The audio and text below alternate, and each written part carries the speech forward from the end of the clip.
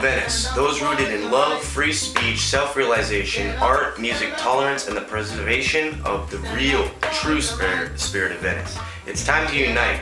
No more should we tolerate the threats from unworthy officials such as Rosendahl. No more should we accept the fear tactics imposed on us by the local police and be forced to suffer without being allowed to question.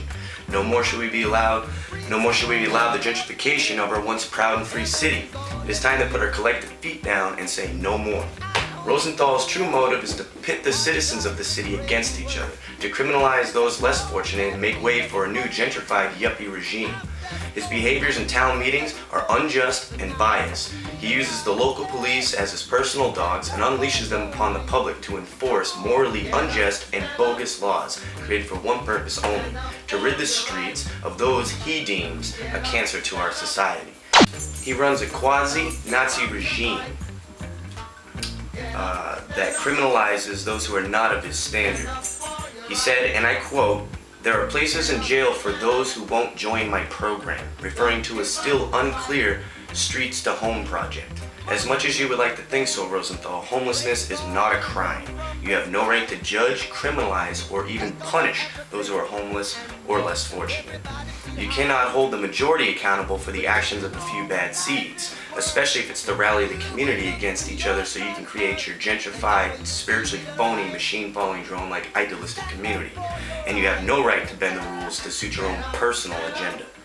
Gentrification, by definition, is the buying and renovating of homes and stores by the middle to upper class, raising property values but quite often displacing lower income families and small businesses. People born and raised here can no longer afford to live here. Those new trendy and hip apartments above the American Apparel on the boardwalk could easily have been built to provide 8 affordable units for local families. Instead, it provides just a couple of overpriced, ostentatious units that are affordable only by new, non-local, yuppie, materialistic, high and mighty outsiders. This is just plain disgusting and wrong. You say, get a job. Well, you self-righteous prick, whether they have a job or not, whether they should or not, it's not up to you to decide. Instead of fighting a large part of this community and wasting community money on the war on poor, you should find ways to better incorporate and accommodate them. Most of that money could be used to provide low-income housing, an affordable RV waste disposal station, or even fund a local assistance community center.